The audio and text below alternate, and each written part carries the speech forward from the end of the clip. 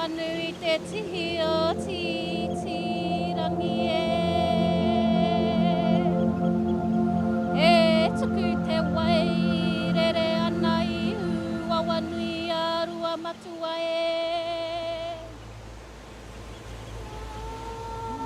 whakawhiti atu ki te mohana nui a kiwa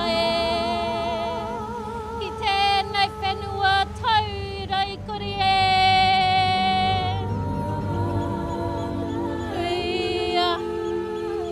Ruia ngā mate o te tau Ruia ngā punaroe hata Iri ngā pare hau kawa he Haere whakahara hatura Tēnā koutou te iwi tūturu o tēnei whenua o te lana pe Kia koutou katoa Nei rang mihi nui kia koutou I hara mai ki te tautoko te kaupapa tēnei rā Whakapiri mai, piki mai, kake mai rā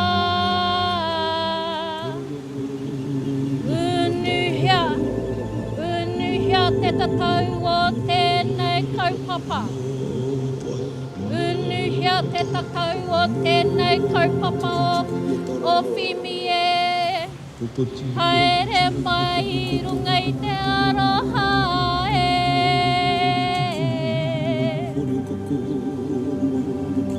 Nau mai hine wairoro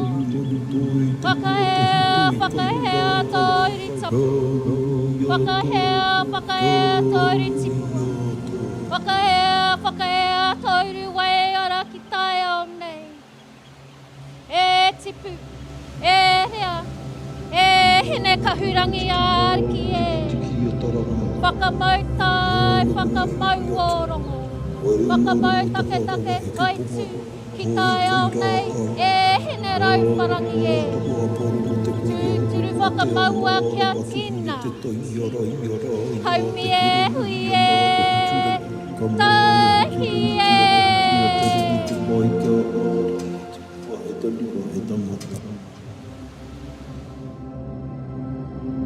Tēnā rā tātou hikama ngā rangatira o tēnei wā kua whakaeke mai nei ki tēnei rā. Welcome to you all. Before I hand over to our distinguished rangatira, I'd like to just explain a bit of whakamarama or explanation of what I've just done here.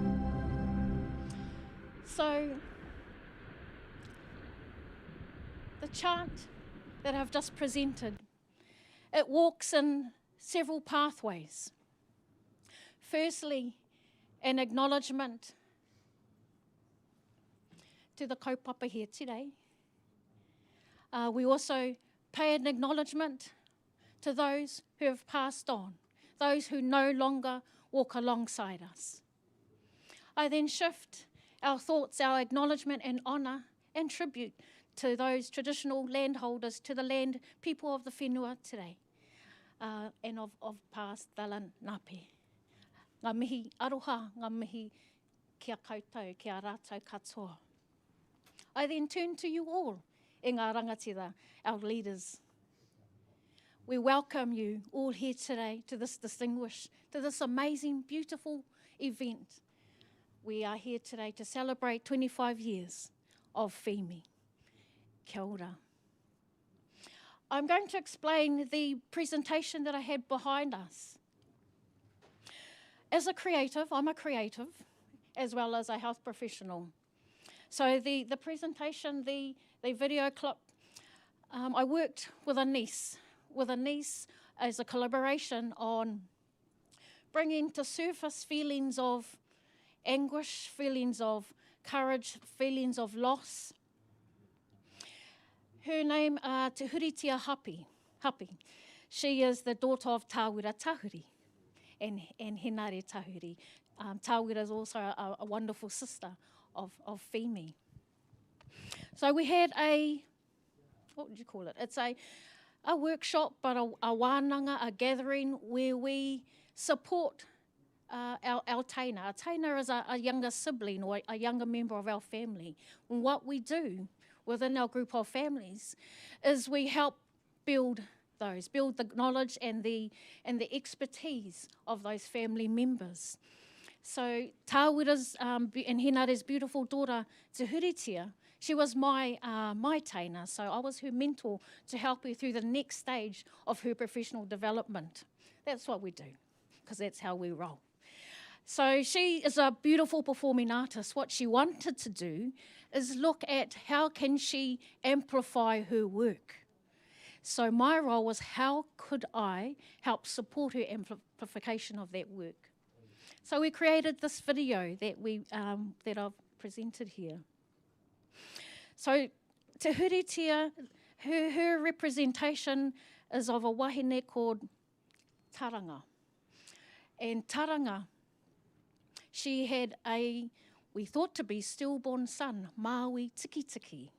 So the reference of that video was her giving birth to that thought to be stillborn son, but returning him to the ocean of Tangaroa for him to raise, or to hold, to raise. The metaphor of that is vision of hope, vision of despair and courage, but also of a new future and a new vision for our babies, for our mokopuna. Finally, I forgot to let you know who I am.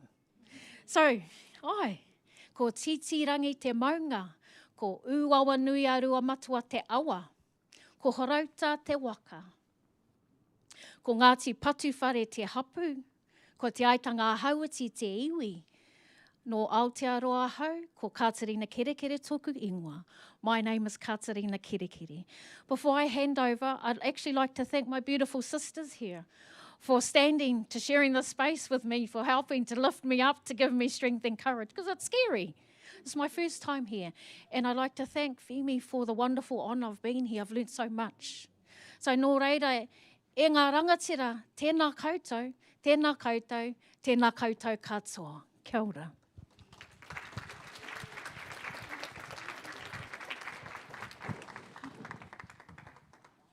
Thank you. My name is Monica Aleman Cunningham. I am the International Program Director for our Gender, Racial and Ethnic Justice work here at the Ford Foundation. So it is my absolute honor to welcome you to this space. I want you to know that this is your home. This is your home today, but this has been your home a long time. About 20 years ago, or about 25 years ago, when we were dreaming about Fimi, I remember getting a phone call, and I'm going to ask her to stand, from Leah Mackenzie.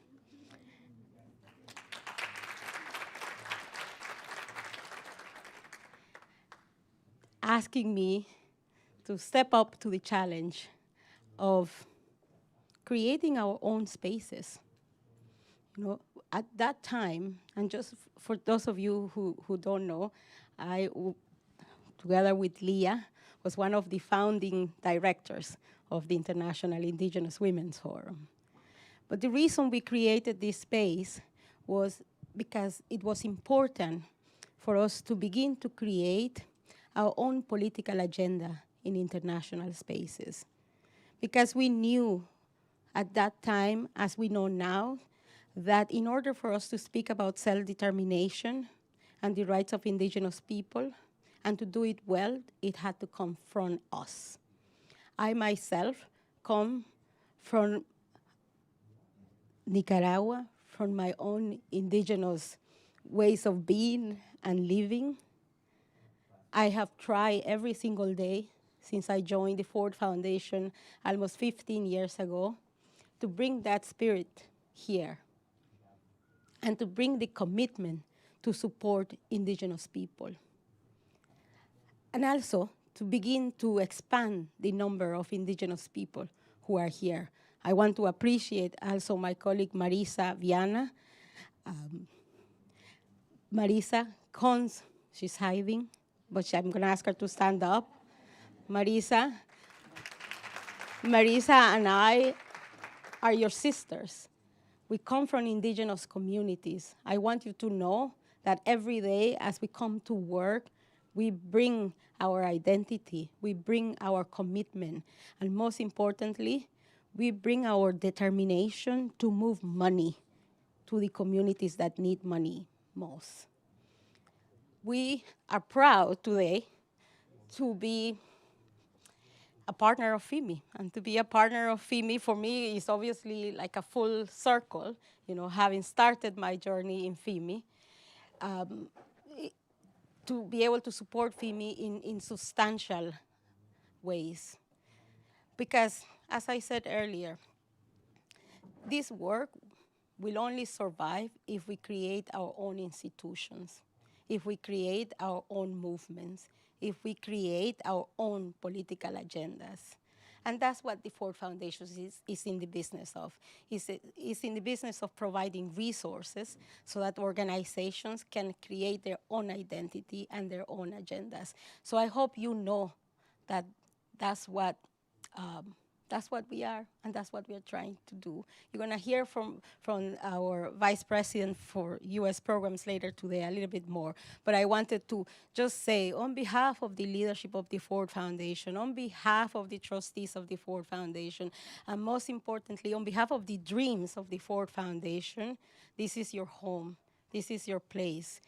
I'm obviously also very emotional because FIMI was what created me, you know. I came to Ford as part of a decision of the indigenous women's movement. You know, I didn't just appear at the Ford Foundation. I was formed, shaped, and sent with a clear agenda to this place. My elders are here. When I see Tarsila, I tell her, yes, my boss. You know, my people at Ford might not like that. But I know that I am accountable to you. I know that I need to respond to your emails. I know that I need to respond to your phone calls. And Marisa too. And there are many other people at the Ford Foundation who feel very much the same.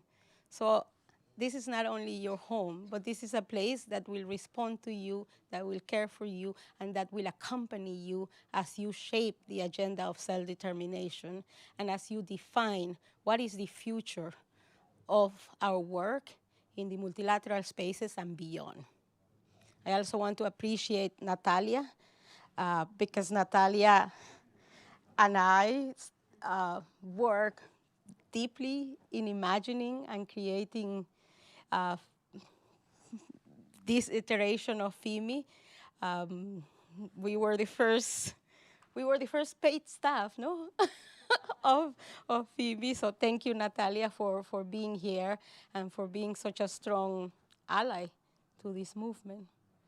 So with that, I leave you with the love that we have for you, with the commitment that we have for you, but most importantly, with the financial resources that ensure that you're able to do the work every single day. So thank you.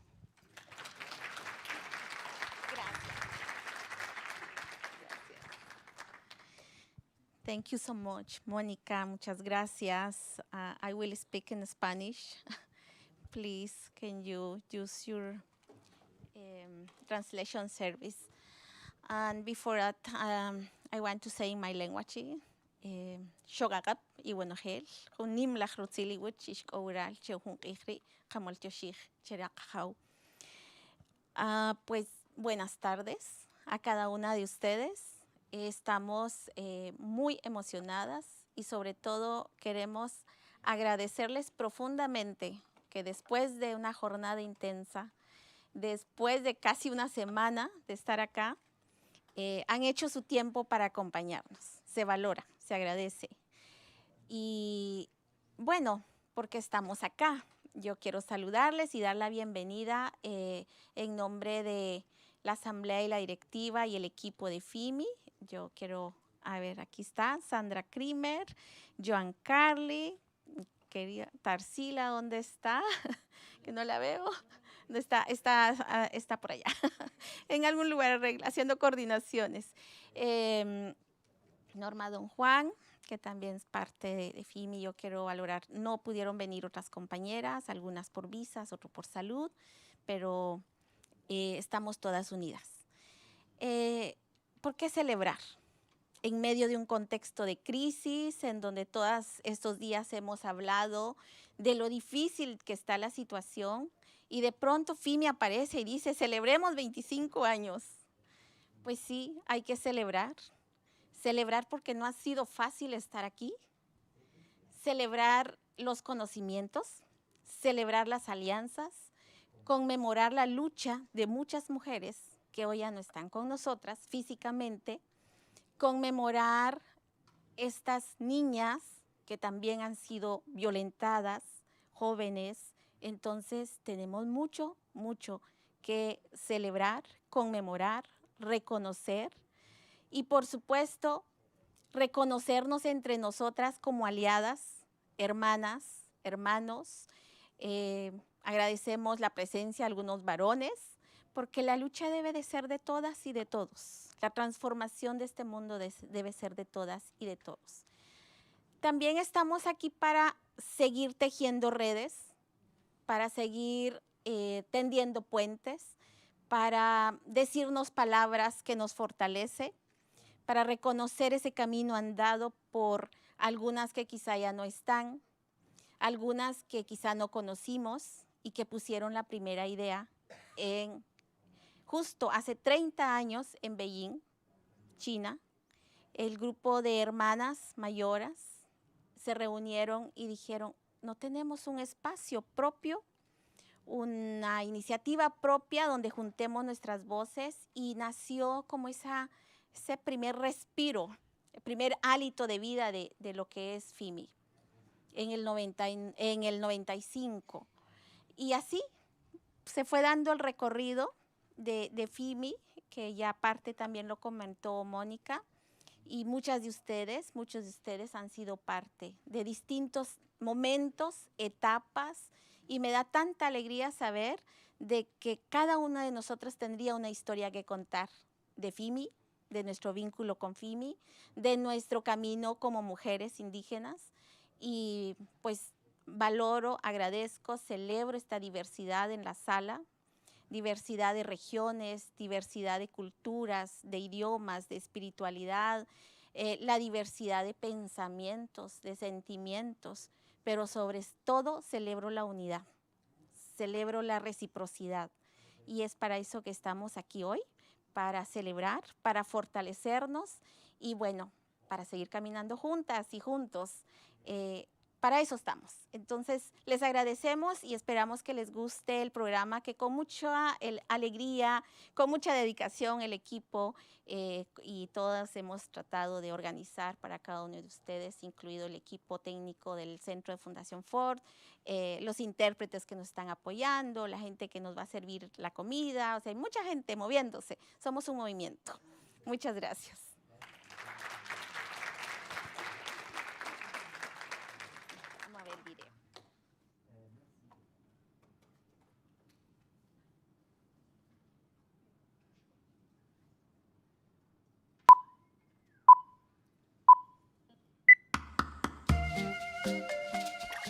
Like the thread that weaves our ancestral stories, we Indigenous women have been intertwining our voices, our struggles, and our dreams.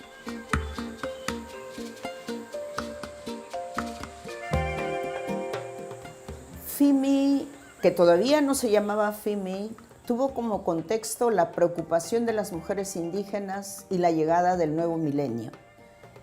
¿Cómo queríamos que las mujeres y los pueblos indígenas veamos el nuevo milenio y qué hacer? And the main objective of starting FIMI is mainly to try and see how we can uplift and change the lives of Indigenous women globally. 25 years ago, like the grandmothers who spin wisdom for future generations, we began weaving a global network, our own space where Indigenous women would be the protagonists of our history. And because we indigenous people face a lot, especially women, face a lot of discrimination, a lot of other issues that are very important for development of people globally. We are affected by different issues depending on which region you are.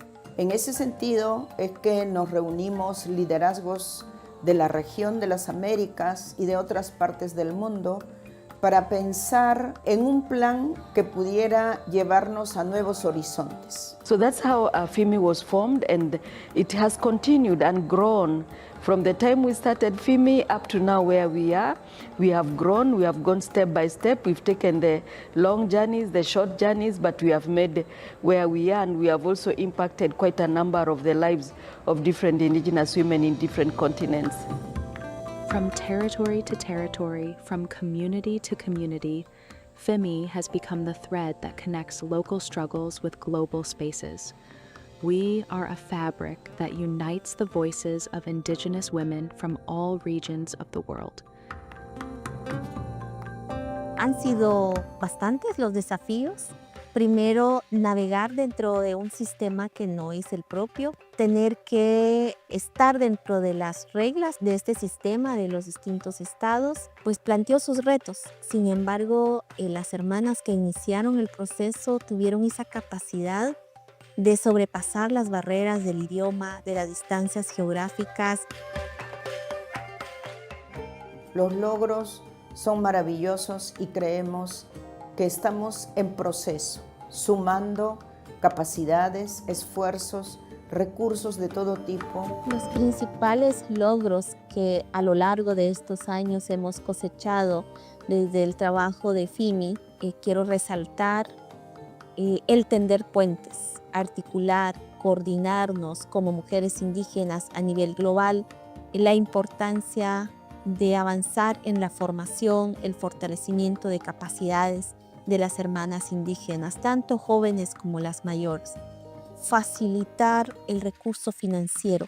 Hemos sido un puente entre la comunidad filantrópica con las organizaciones de mujeres indígenas, con las comunidades. Like the thread that never breaks, our struggle continues. The seeds planted 25 years ago are now blooming in new generations of Indigenous women who keep weaving dreams of justice and well-being. I think it's very important to see that we continue working especially with the young people, the young women. Nos dirigimos a ser esa comunidad global, a ser ese movimiento de mujeres indígenas fuerte, con una voz unida, incidiendo, caminando juntas. Eso es FIMI. FIMI somos todas alrededor del mundo y deberíamos ser también todos. From our grandmothers, we inherit wisdom. With our sisters, we share the struggle. For our daughters, we weave the future. Estamos listas para otros 25 años más, para seguir luchando, para seguir aportando, para seguir acompañando a las mujeres indígenas en todo el mundo. Weaving together for our rights.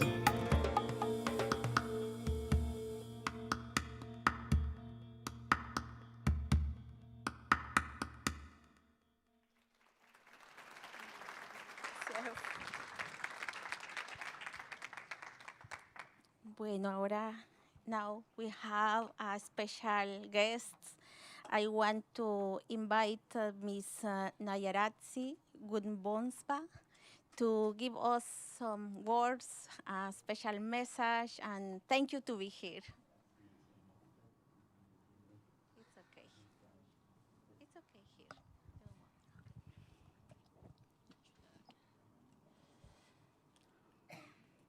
To the owners of the land, the real owners of this land, in which we are today, we give our respect to the indigenous people of this land. Thank you for the spirit of hospitality.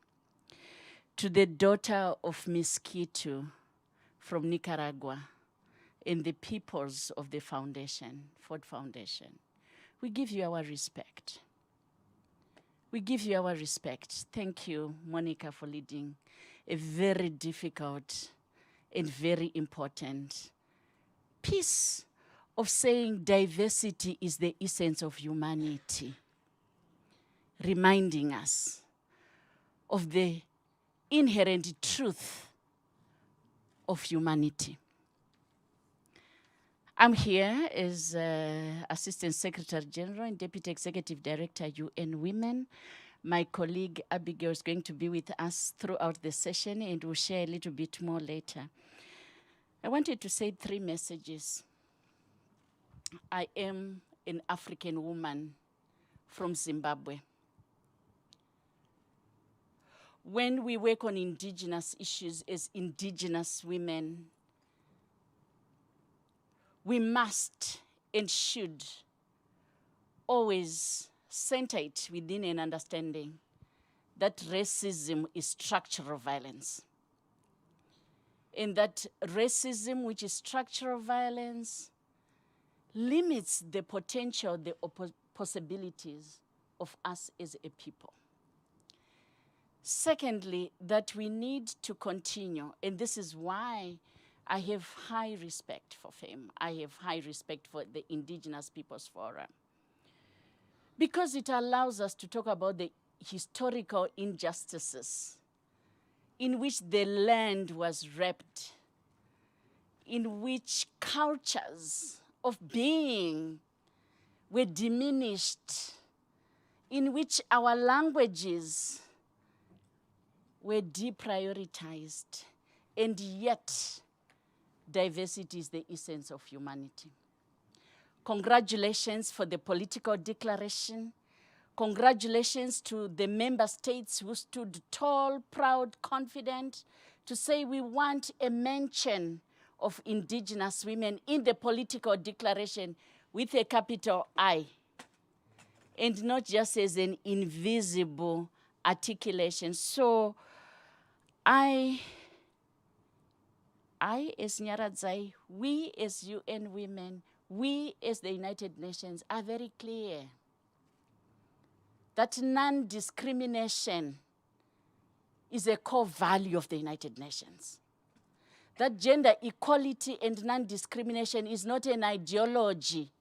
It's a principle of the United Nations. That when we work on equality and equity and inclusion, including women with disabilities like me, it's a right. It's not an entitlement, no charity. Let's continue to dance. As we dance, beat the drums, as we beat them. Let's continue to enjoy the food that we have. Let's continue to support indigenous knowledge, designs. I went to Pasto. I always carry my little bag from Colombia in Pasto to say, you know what, we are creative over generations. And it is that economic well-being that provides us insights to fight violence, to come together. As UN Women, we are just so grateful. And my colleague Abigail is here, and she will share more with you later, but I just want to say, let's stand tall and proud and confident because the world belongs to indigenous women just as it belongs to all members of humanity. Congratulations. It's about our rights, equality, and empowerment. Thank you very much. Thank you so much. Thank you so much to be here and for your message.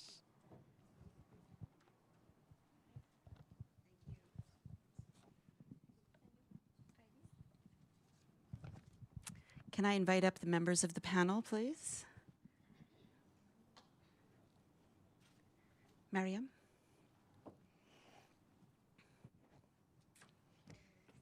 Doesn't matter, yeah. Waliwan, Nildali was Leah Nicholas. Walastugwewan Ognila Naganuji Nil Nagood Cook.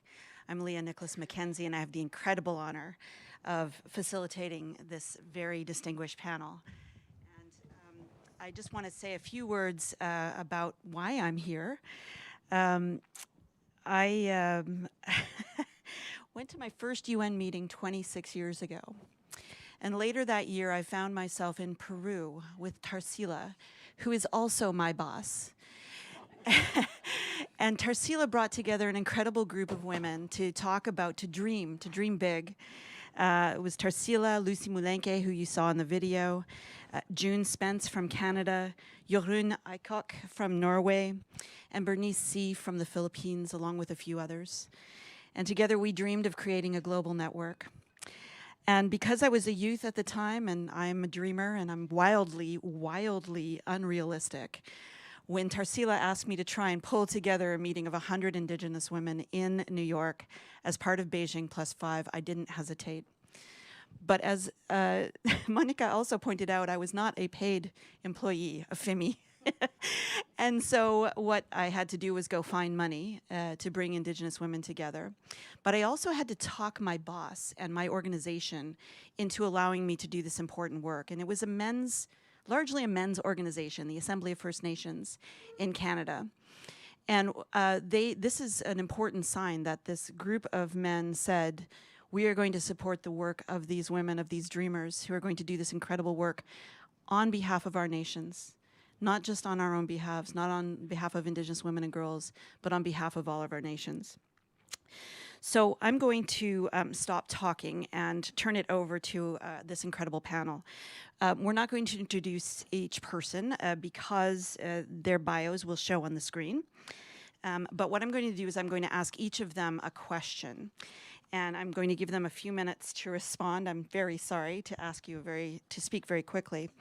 What I would like to do, and because I know that there's some time pressure, I'm going to ask Sarita from the Ford Foundation to please go ahead. And I apologize to the technicians because I think you had a different order. But I have a question for you, Sarita. Philanthropy has changed significantly over the years. However, there is still a pending agenda on effective access to resources for Indigenous women.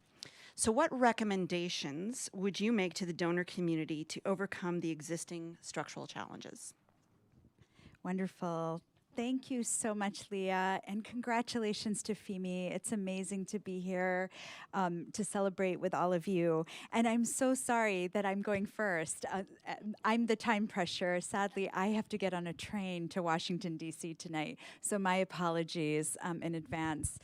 But thank you for giving me the space on behalf of, donors like Ford and others, so that we can talk a little bit about our role in materializing these dreams into actions. Donors, including Ford, are strategically thinking about the ways that to make up for the gap that exists when it comes to supporting Indigenous-led organizations, especially those that are women-led. In order to do so, grant making alone isn't enough. We know that. We need to think about funding and supporting Indigenous organizations and communities in a way that safeguards cultural perspectives and experiences of these communities. Donors must continue to ensure that funding practices respect Indigenous ways of knowing and being. This includes recognizing and supporting community-led initiatives, respecting traditional knowledge, and understanding the value of Indigenous governance systems. Donors must also ensure that funding is long-term and flexible. We realized at Ford, as reflective of our BUILD program, that when funding isn't tied to rigid and short timelines or specific outcomes, we can have long-term sustainable impact, and that is what we want to make possible. Indigenous communities need long-term solutions and long-term funding commitments that will create the stability that is a prerequisite for their solutions. But donors must also be intentional about engaging directly with Indigenous women and community leaders, as well as Indigenous-led organizations in the design and implementation of programs. I want to emphasize here, engaging and bringing in Indigenous women and organizations early on in the ideation process when it comes to programming and strategizing. This intersectionality brings about less obvious nuances that inform and contextualizes the work and enables it to have a wider scale of impact. That is why we're so excited to work with FEMI, because they hold an extensive transnational reach, as we saw, and deeply rooted understanding of the unique lived experiences of Indigenous women. This has enabled us at Ford to integrate an often overlooked Indigenous perspective into global discussions and advocacy efforts, in particular around preventing gender-based violence. Donors should also actively bring Indigenous women and leaders to spaces and rooms where funding discussions are taking place. By ensuring that they are present in these spaces, you are more likely to have decision-making that is better informed and responsive to their communities. Our grant to Perempuan Aman specifically works to get more Indigenous women in Indonesia to lead decision-making around natural resources and their utilization, which reflects our belief in the importance of Indigenous women and leaders in decision-making. Finally, we must acknowledge that there are structural, geographical, and institutional barriers that exist that make it harder for Indigenous women to access resources and funding. So instead of waiting for a women-led Indigenous organization to reach out to you as a donor, be proactive. Investigate your networks and channels and find these organizations and women and fund them. But also as a donor, improve your digital infrastructure, integrate Indigenous knowledge of funding and resilience into your funding practices, and foster networks that directly connect Indigenous women to resources across different sectors. Thank you.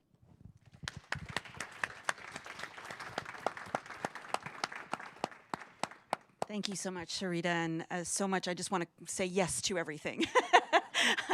I can't single out any one thing that I would say is the most important, but thank you so much for the support. I know so many Indigenous women have done so many good things thanks to the support of the foundation.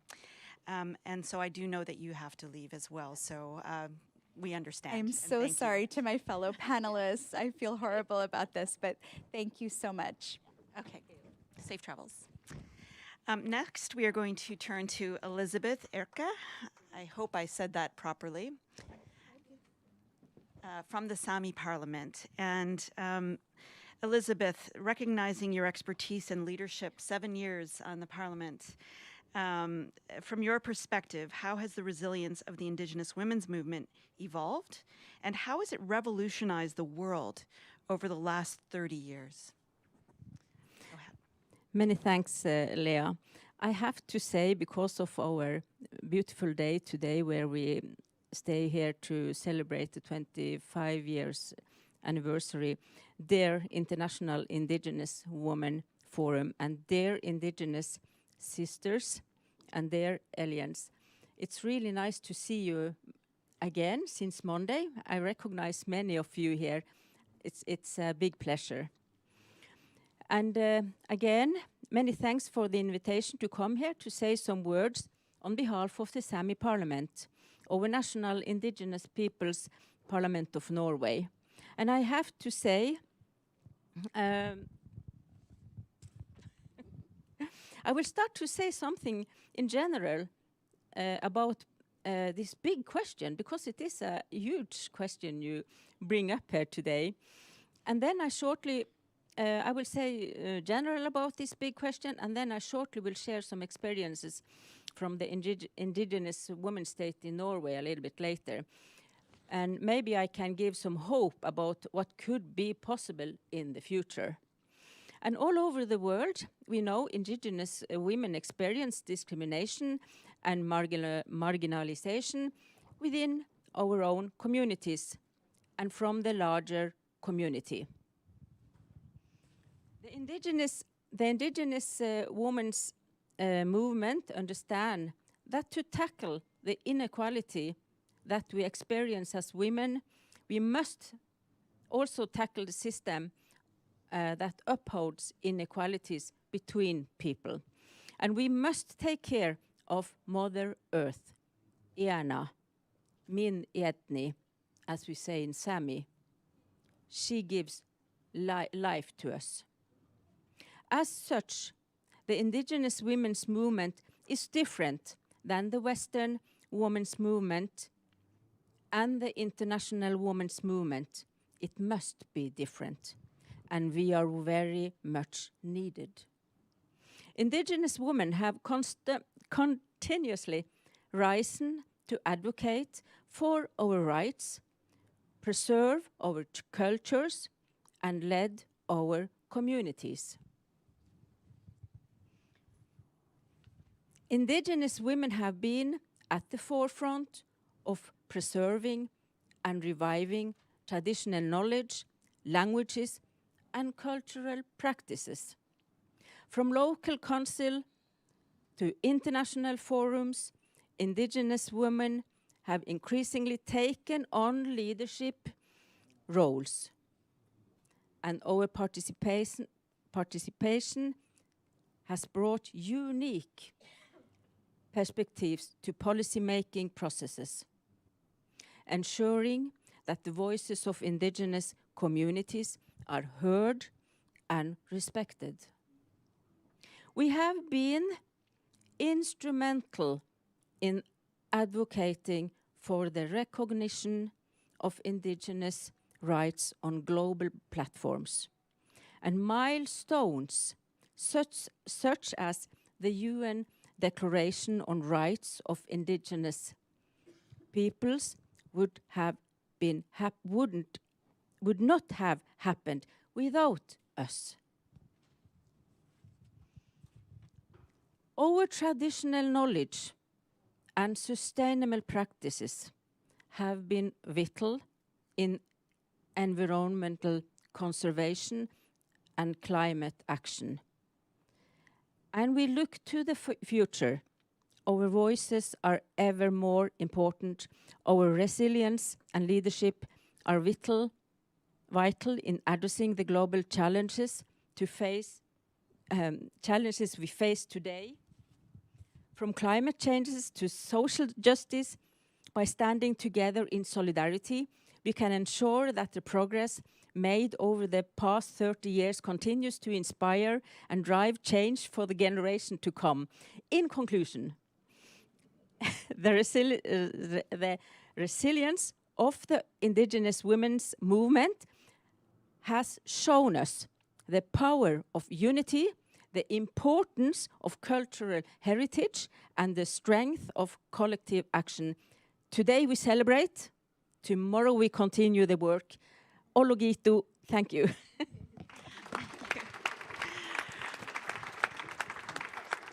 Thank you so much, Elizabeth. And yes, it's such a big question to ask you to respond in 3 minutes only.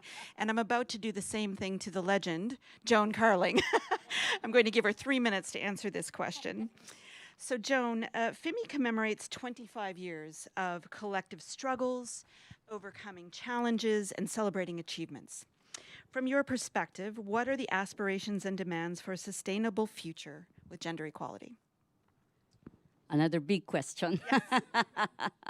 Yeah, but it's for me, I think it's very clear from indigenous women's perspective that we want to reverse what's happening now. We want to have peace in our territories instead of conflict, instead of violence, instead of attacks to us. We want that women are able to practice and sustain our protection of nature, of biodiversity, of our reciprocity with nature without fear of being displaced, without fear that our lands will be destroyed by mining or any of those projects that are destroying not only our land, but our reciprocal relations with nature. We want to see our children not being discriminated, but enjoying or having access to education that is culturally sensitive, that will enhance the agencies of of indigenous children and strengthen their identities and being rooted to our culture so that they can continue to learn and pass on the knowledge that our ancestors have done from generations to generations.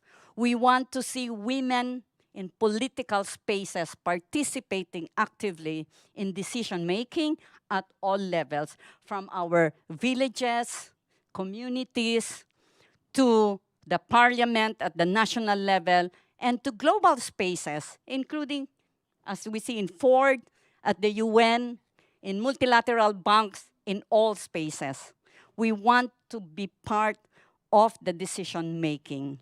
And that should happen if we want to change the world as it is now. If we want to transform the global crisis that we have now, we have to have women in decision-making bodies at all levels.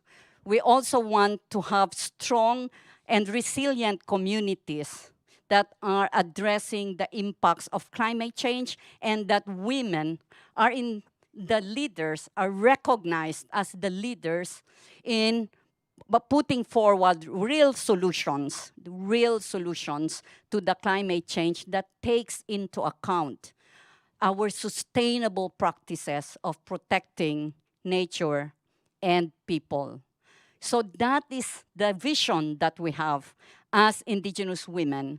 And we invite all women to walk with us in solidarity, because by being together, and we count on your support and your solidarity, we can reach this vision. Thank you.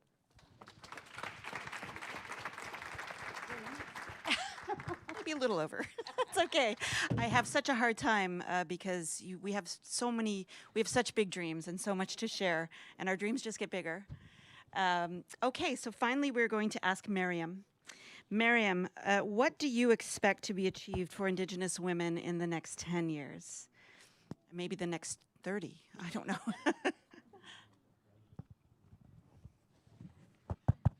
Ok, merci beaucoup. Je vais y aller en français.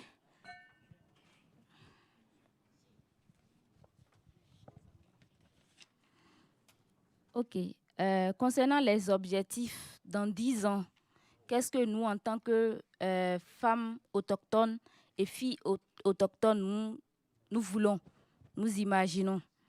Dans 10 ans, nous imaginons un monde transformé où les femmes et filles autochtones, où qu'elles soient, vivent sans violence et sont célébrées, honorées, respectées, valorisées, traitées équitablement en dignité et en sécurité.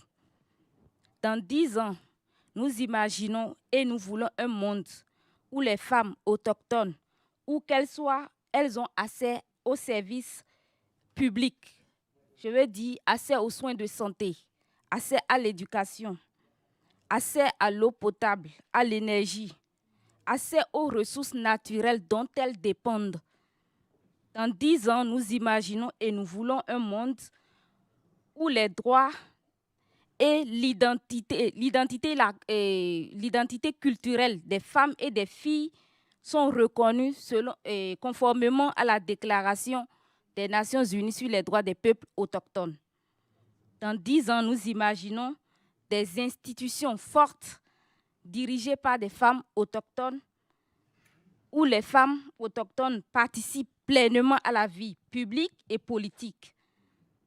Dans 10 ans, nous imaginons sans doute un monde où les femmes autochtones connaissent leurs droits, jouissent de leurs droits, font valoir de leurs droits, et où elles mettent leur savoir traditionnel au service de la lutte contre les changements climatiques, et où elles transforment ce savoir, elles transmettent ce savoir aux générations, de génération en génération.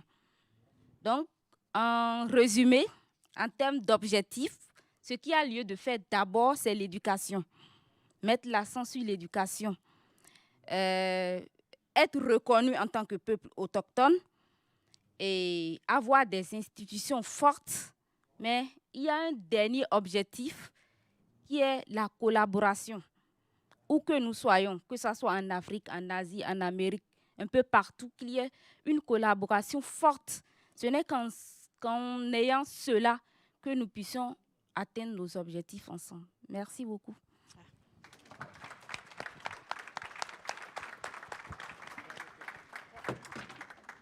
Oh no. So, merci, Mariam. I want to say that I couldn't agree more, and especially around education. It's what we thought about when we created FIMI, was we wanted to make sure, we started with that human rights education. We wanted to make sure that Indigenous women understood and were able to dream. We're able to have those incredible hopes. And quite honestly, I couldn't imagine then that we would be sitting here now. And so, Tarsila, thank you so much. And I'm going to wrap this up here because I know that we're really far behind. So we will leave the stage, and then our next folks will come. Yes, okay. Yes, Joan would like to make a short announcement. No, I just want to mention that FIMI, together with other organizations, Pawanka, FILAC, is planning to hold an Indigenous Women's Summit on climate change during the COP30 in Belém.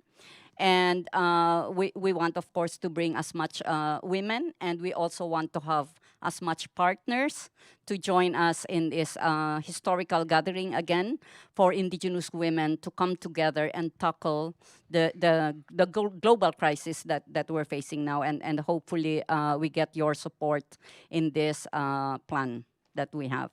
Thank you. Thank you, and thank you to these incredible panelists.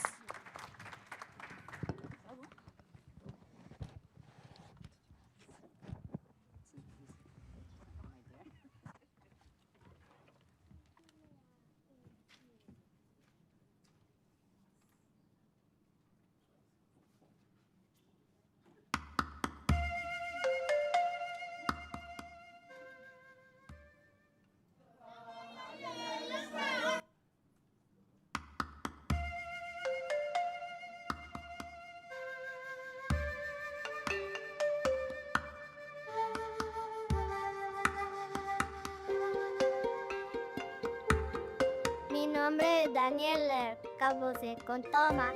Tengo 6 años. Soy Maya Poptido, Guatemala. Mi sueño es un mundo mejor. Hello to everyone. My name is Iman Suleimanu. I am 14 years old and I am from the Bororo community and from Cameroon. At the occasion of the FIMI's 25th anniversary, I'm going to talk about the world I dream of. The world I dream of is a world without war, without conflict, without poverty, and without hunger. Thank you. Yo me llamo Siri y soy de México. Y yo soy Yayayu. Sueño es bonito, sueño con árboles, lo sueño con mariposas, lo sueño con arcoíris, lo sueño con el sol y todas las cosas muy bonitas.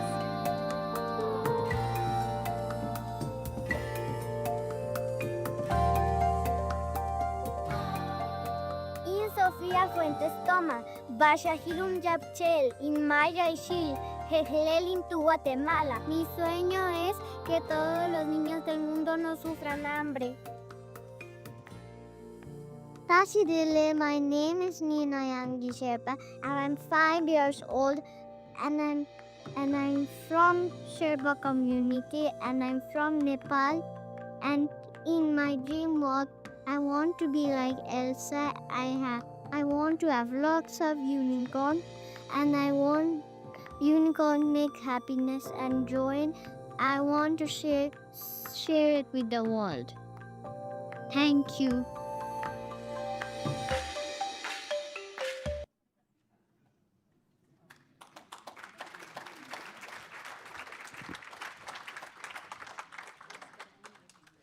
Good evening.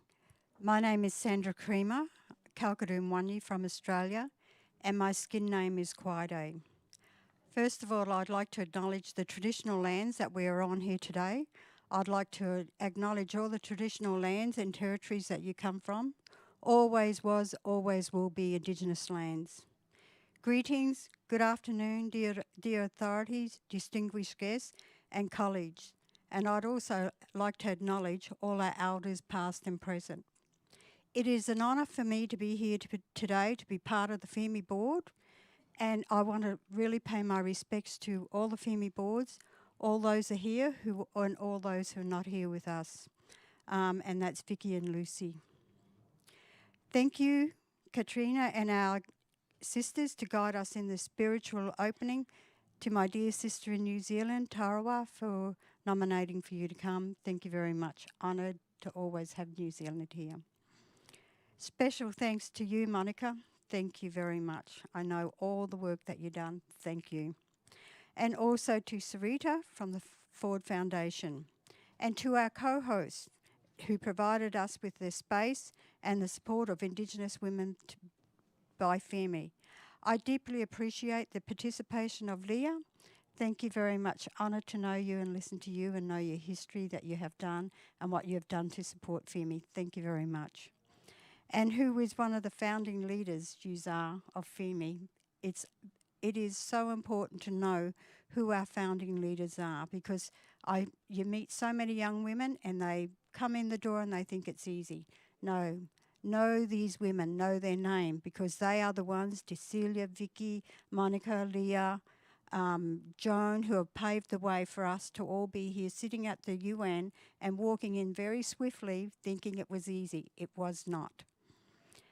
Also, a recognition of the voices of our Indigenous sisters on the panel, Joan, Miriam, Elizabeth, Sarita, and also which was led by you, Leah.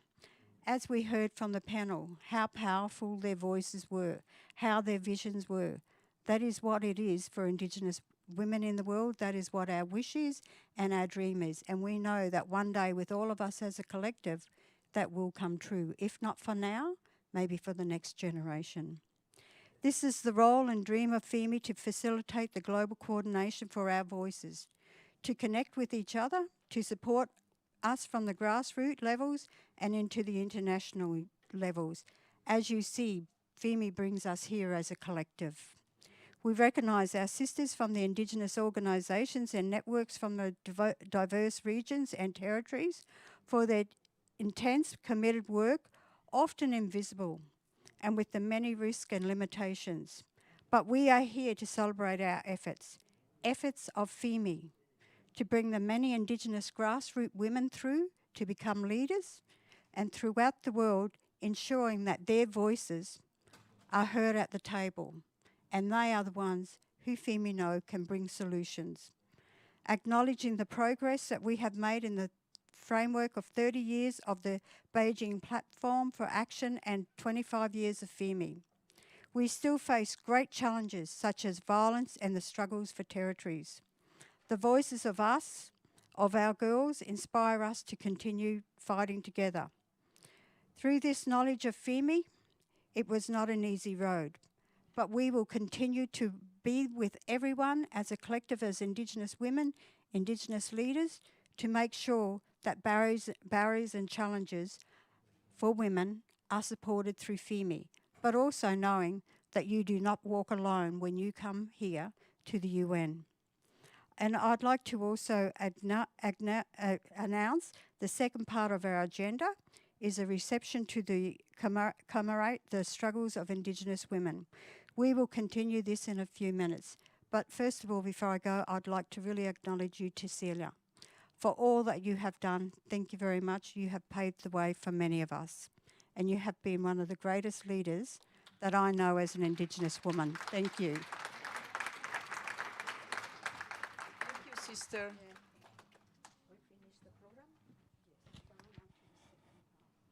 I am the last one. Don't worry, please. ¿De quién? Entonces, el programa, ¿quién lo tiene? Excuse me, diplomats, ambassadors, and distinguished delegates present here. I'm not so formal.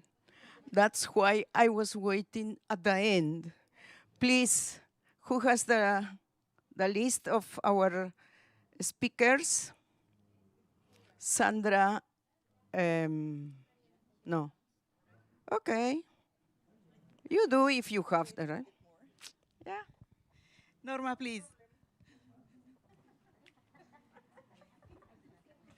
Hola, mi nombre es Norma, don Juan Pérez, soy del pueblo náhuatl de México, soy parte del Enlace Continental de Mujeres Indígenas de las Américas y vamos a escuchar algunos saludos de personas que se han hermanado con nuestras causas.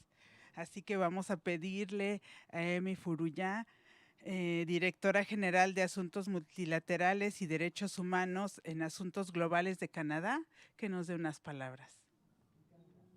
Muchas gracias. Y buenos tardes, good evening, bonsoir. To begin, I'd like to acknowledge that we're gathered today on the unceded territory of the Munsee Lenape people. I know so many people around this room, and it's really powerful just to listen to so many témoignages already this evening, have come from so many different traditional territories, and I would just like to acknowledge that I'm coming from the unceded territory of the Algonquin Anishinaabe people in what is now called Ottawa, Canada. 30 years ago, the Fourth World Conference on Women in Beijing set a bold global standard for gender equality, recognizing the unique challenges faced by Indigenous women and the need for their voices in decision-making. For Indigenous women, the Beijing Declaration was not just a policy, it was a call to action. Over the past 3 decades, Indigenous women have led with strength, reclaiming lands, preserving languages, and fighting for justice on national and international stages. They continue to turn aspirations into action, driving real change. And so much of that we have heard today. As we've seen throughout this event, Indigenous women are at the very core, on the front lines of the fight for Indigenous rights and for women's rights. While governments in some countries marginalize and silence women, particularly Indigenous women, to many cultures around the world, Indigenous women are seen as the leaders and the knowledge keepers. Their voices carry generations of wisdom, resilience, and a vision for a strong future. The first paragraph of the Beijing Declaration of Indigenous Women reads, "The earth is our mother. From her we get our life and our ability to live. It is our responsibility to care for our mother, and in caring for our mother, we care for ourselves." This truth remains just as powerful today. Canada recognizes that meaningful inclusion of Indigenous women and girls and Two-Spirit LGBTQI+ people's voices in decision-making processes is key to reconciliation. Through active partnership, Canada is committed to respecting Indigenous people's self-determination in decision-making and in controlling and implementing programs and initiatives that empower Indigenous women, girls, and Two-Spirit LGBTQI+ people. Canada remains steadfast in its commitment to advancing the rights of Indigenous women and girls at home and globally. We've reaffirmed this commitment through the National Action Plan on Women, Peace and Security, recognizing the essential role Indigenous women play in peace building, reconciliation, and sustainable development. 2025 marks the 25th anniversary also of the UN Security Council Resolution 1325 on women, peace, and security. Within our own National Action Plan implementation plan, 5 of our commitments, which was our question here, 5 of our commitments specifically support Indigenous peoples. We commit to elevate Indigenous women's leadership in peace and security. We commit to advocate for Indigenous women's rights on the global stage. We commit to promote gender equality through diplomacy. We commit to strengthen partnerships to prevent gender-based violence. And we commit to ensure Indigenous women have a seat at decision-making tables. These aren't just policies. These are part of our larger movement to empower Indigenous women within the space, ensuring they have the space, resources, and recognition to lead the change they envision. The path ahead is clear. We must continue to listen to and learn from Indigenous women, ensuring their perspectives help shape our collective action. We must uphold their rights, support their aspirations, and work together to dismantle barriers that limit their full, equal, meaningful, and safe participation in society. Today's dialogue is a testament to the strength and resilience of Indigenous women, whose dreams have always been rooted in action. Let us move forward in true partnership, honoring the commitments made 30 years ago in Beijing and ensuring that Indigenous women and girls continue to lead the way forward toward a more just, inclusive, and equitable world. Thank you. Merci beaucoup. Wanishi Miigwech. Muchísimas gracias por estar aquí acompañándonos y por ser parte de esta celebración. Ahora vamos a escuchar a Erik Laursen, que es el representante permanente, adjunto y embajador de la Misión Permanente de Dinamarca ante Naciones Unidas. Thank you so much. 4 minutes, I promise you. I know the reception. Thank you for inviting Denmark to be here.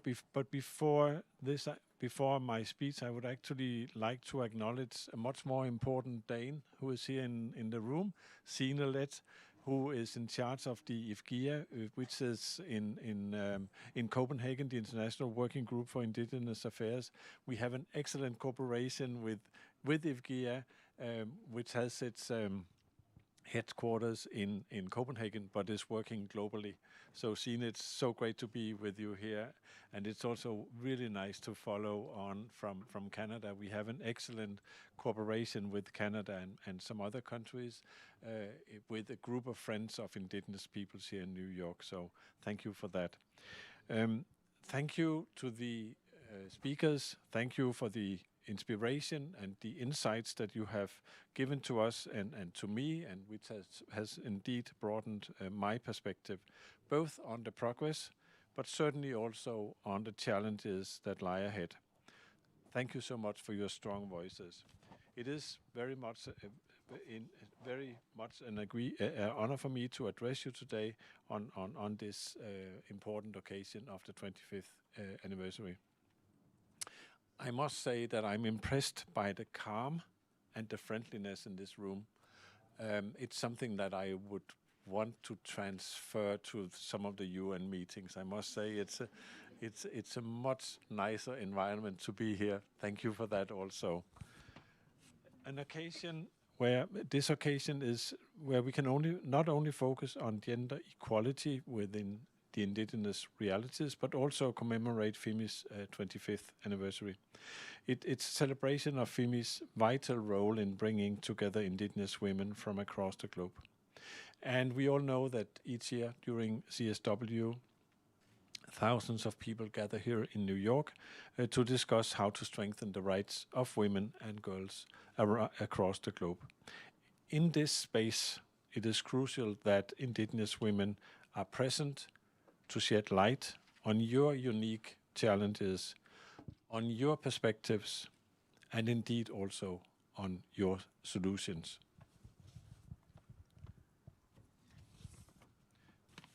Gender-based inequalities affect women and girls in all their diversity across every area of life. And Denmark, my own country, remains steadfast in our commitment to gender equality and the empowerment of all women, including Indigenous women. 30 years after Beijing, we find ourselves at a crossroad, a time to reflect on the progress made since the adoption of the Beijing platform. The platform calls for the elimination of all forms of discrimination, violence, and harmful practices. Indigenous women face unique barriers, often rooted in historical marginalization and ongoing discrimination. And to address such root causes, Indigenous women must be entitled to full equal and effective participation in all facets of social, economic, and political life. And we were excited Monday when the CSW69 political declaration was adopted by consensus. This year's declaration marks, I would say, significant progress on indigenous issues compared to the CSW declaration, which was adopted just 5 years ago. Not only do we now have secured the important capital I, which was also mentioned by ASD Niritsai, but which recognizes the distinct legal status and protections of indigenous peoples. But we have also advanced on key issues. The declaration now includes new language on indigenous women and girls. The declaration also highlights the role of indigenous women in accelerating efforts to transform food systems. And thirdly, the declaration underscores the crucial role of indigenous groups as civil society actors. The process on the enhanced participation of indigenous peoples in the UN system as such is key in this regard. And therefore, the official UN policy for my own country, Denmark, again this year, very, very clearly states that Denmark works together with Greenland to promote indigenous peoples' rights globally. Our policy has a particular focus on self-determination, norm setting, and the strengthening of indigenous peoples' participation and involvement in the UN. The guiding principle and goal in the work on indigenous peoples' rights in the UN General Assembly is to strengthen the implementation of the UN Declaration on the Rights of Indigenous Peoples through resolution negotiations and active participation in the permanent forum. And Denmark is actively engaged in exploring constructive avenues for your and for indigenous people's participation. We need decisions and we need concrete actions to make it happen. The central transformative promise of the 2030 Agenda for Sustainable Development to leave no one behind is a cornerstone of Danish development cooperation. And in this context, supporting indigenous people's organizations remains a very central focus. To conclude, it was maybe a little longer than 4 minutes. Denmark is committed to continue working closely with indigenous communities and to build on existing knowledge in order to effectively respond to the challenges that indigenous women face. Our commitment is not merely a policy, it is a call to action for a more inclusive and just world, a world where all women, regardless of their background, have the opportunity to succeed. And I hope and I know that tonight serves as a moment of celebration, meaningful dialogue, and the building of lasting alliances, all rooted in our shared commitment to amplify indigenous voices and advocating for the rights of indigenous women. Thank you so much. Muchísimas gracias, embajador. Y ahora escucharemos a Abigail Erickson, que es jefa del Fondo Fiduciario de la ONU para eliminar la violencia contra las mujeres. Gracias. So now it's just me before reception, and I'm actually just going to share a story. I'm going to put my remarks away. I'd like to acknowledge the representatives from Canada and Denmark, and my deputy executive director was here earlier. So I kind of feel like there's, a bit of the formality out of the way. I'm the chief of the UN Trust Fund to End Violence Against Women. And I'm going to come back to that. And I'm going to come back to some of what Sarita shared earlier, but I just wanted to talk a little bit from a personal perspective. I am not an indigenous woman. I am from, I'm Swedish. Can you? No. Thank you, Tarsila. Thank you. I am not indigenous. I grew up in Maine, which is just a few states away from here. But I wanted to also share, I think it was Jane who was talking about solidarity. When I was 18, I moved to the southwest part of the United States, and I I worked for Planned Parenthood and I worked in rape crisis centers. And I worked really closely with the Navajo and the Ute women there. In 1996, I went to Guatemala after the peace accords were signed in the Civil War. I've spoken, Teresa, to you about that. And was so impacted by the indigenous women there. I then spent many years in northern Thailand, including 4 years with Karen and Karenni and many of the indigenous women in that part of the world. And then I spent 8 years in the Pacific and lived in Fiji and was schooled and taught by indigenous women. And then I came here and I had the unbelievable privilege and pleasure of meeting Tarsila, Teresa, Monica, Natalia, Marissa, and so many amazing women here. And the thread of all of this is two things. One is solidarity, but one is also accountability. Like my life and me as a person and how I live, how I think, how I work has been deeply shaped over the last 30 plus years with kind accountability to me, really as a white girl who grew up in Maine and who really needed to learn that along the way.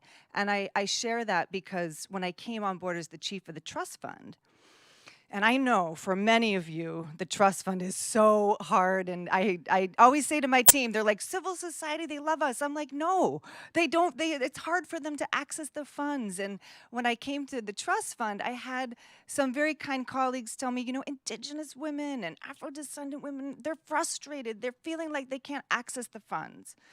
And so really, I think out of some of my own learning and shared accountability, we connected with FEME. And we did a proactive call with the whole network to talk about the challenges of the trust fund and why it was hard to access and what we could do different and better. When we had our call for proposals, we had a special call with the FEME network.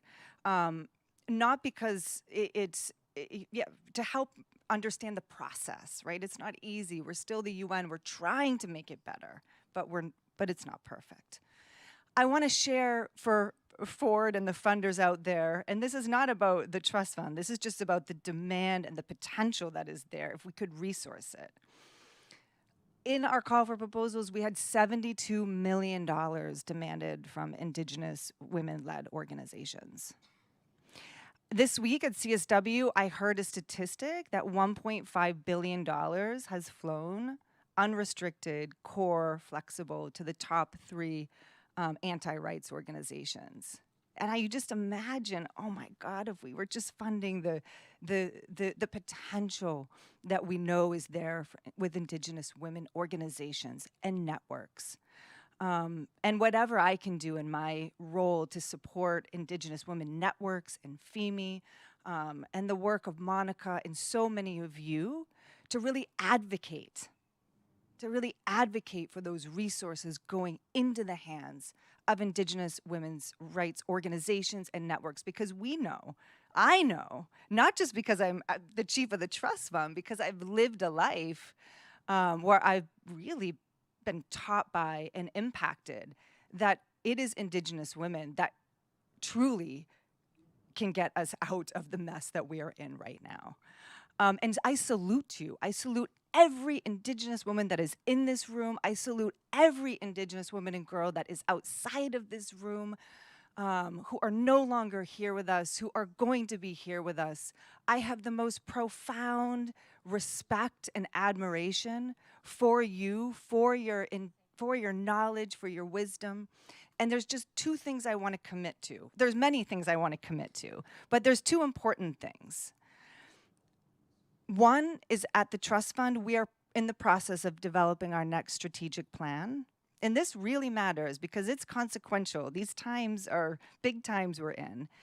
And we want to work and have FEME network members front and center and helping us guide that strategic plan. So I commit to ensuring that you are brought into that process so that your voices can help shape the next 5 years of the trust fund. And I want to also continue to commit like we did last year on the sidelines of CSW, where we came together and we did an event around General Recommendation 39. I hope that's the proper name for it. But I want to continue to commit to create spaces, advocacy spaces, with our DED, with UN Women, with me and my role as the Trust Fund. We have that ability to do that, and we want to continue to partner with Indigenous women and girls, whether it's at CSW or the Human Rights Council or other spaces in your own regions, in your own countries. And so with that, I just want to thank and congratulate FEME. I want to deeply acknowledge my friend Monica and her journey also with FEME and the Ford Foundation. I want to acknowledge the governments who are in this room, who are incredible stewards of how we should and need to partner with Indigenous communities in our countries. And just from the depths of my heart, thank you, congratulations. And now we can go to reception. Thank you. Okay, is the final? Not yet. Thank you, Abigail. And I dream that you and us will obtain $100,000 million from climate change for Indigenous women. Huh?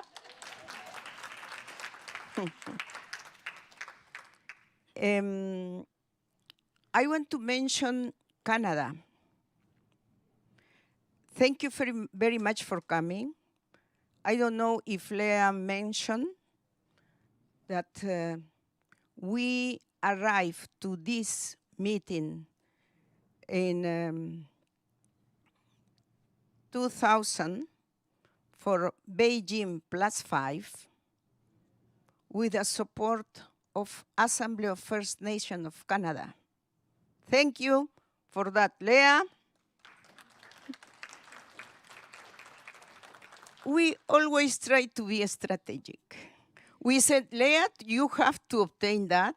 You have to convince your chief, because for first time, 100 Indigenous women from different parts of the world want to arrive to this meeting. That was good. Thank you very much. But now, I think that Canada, I don't know if we have possibility, to give a specific fund for Indigenous women, because Canada give millions. Why not for Indigenous women and girls specifically? Because it's very difficult to apply this format, very complicated. Please, thank you very much for coming.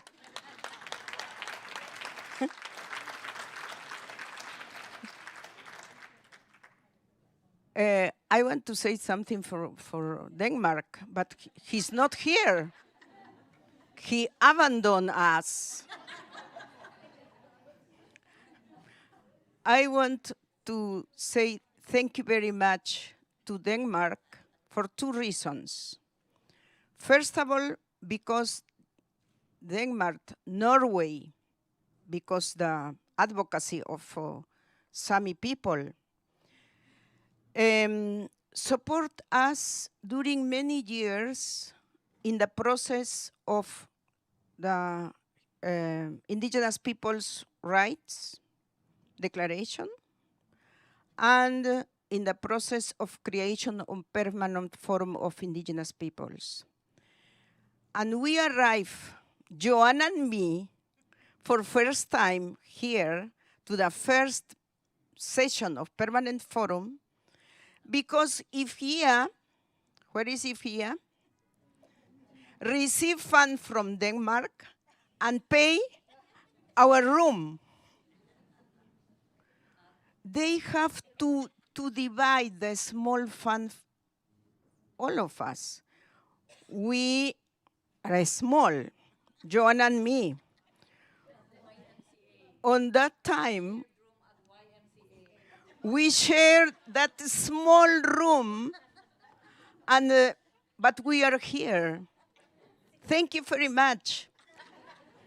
With that, I want to say that if you give small, we can use in good way. But now we are over the world and we need more fun.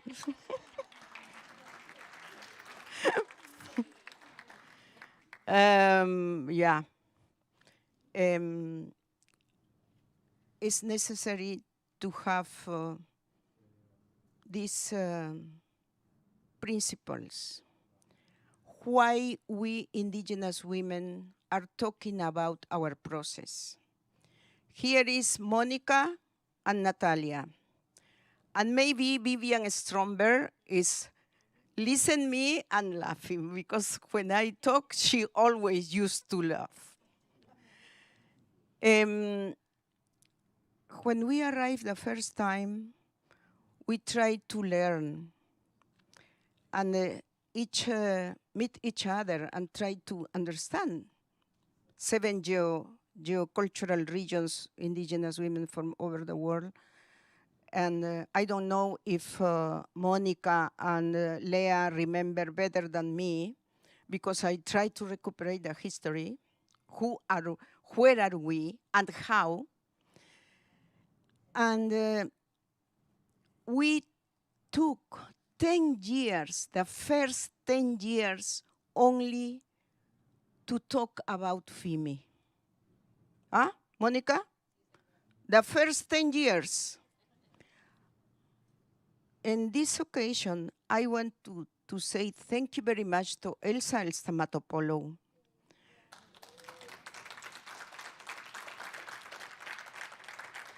Because we think to fundraise selling many handcrafts from different regions carried on by our sisters. And maybe one thing cost $2 or $3. Elsa bought the first one, $150, because, yeah, I remember everything. And we think that very small, but with good volunteer was the seed. Now we have more, principally the principally donors, allied people. That's why we are celebrating our process and how we, in 25 years, try to articulate and to respond the, how do you say, the expectative, is okay, expectation of regional networks, my dear. FIMI is a mechanism, global mechanism for indigenous women. Is supported by, politically, by regional networks. That's why we talk about from grassroots to global. We need to work in like cascada. How do you say cascada? In different levels. If FIMI obtain 100 million, needs to share with all regions, including North.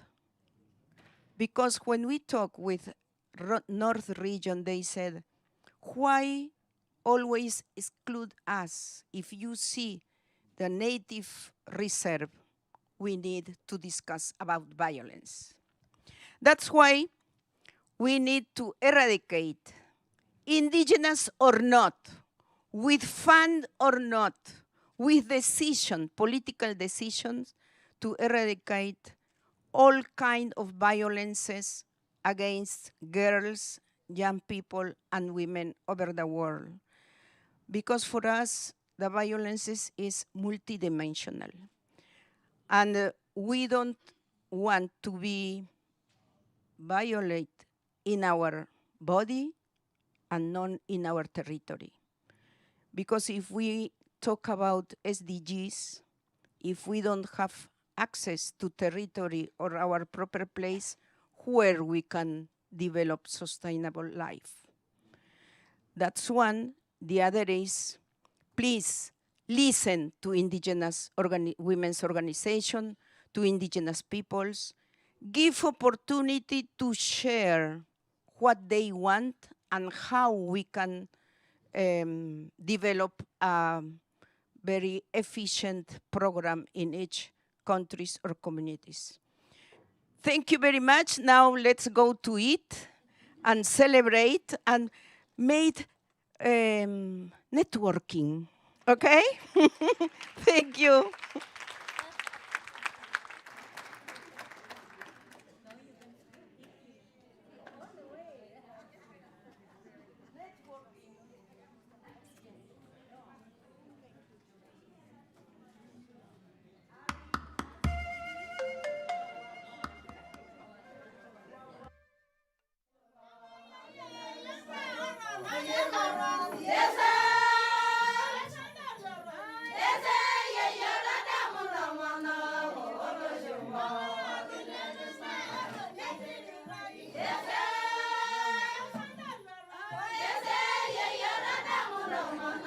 Hola.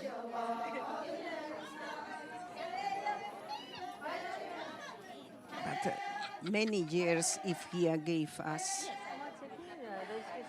Sisters and brothers, please give a big hug to FIMI's staff, led by Teresa, Margarita, Isa, and Jose, Rabiato was Ravi, and Pilar, Lenis, and others. Thank you very much. And the board members, Lucy is the founder, the vice president, and she's not here because the travels. And Joanne, Sandra, Vicky, Norma now, and I don't know what else. And your oldest sister. Thank you very much, and let's go to take our plates. You can enter here with the food and continuing talking and making networking. I want to make networking with Equality Fund and Foreign Affairs of Canada and Trust Fund. And with Norwegian too, because Norwegian, a lot of money. And we need to say, please, and no? To Norwegian government by you. Why not? We will be very millionaire. Thank you. Let's go to eat, please.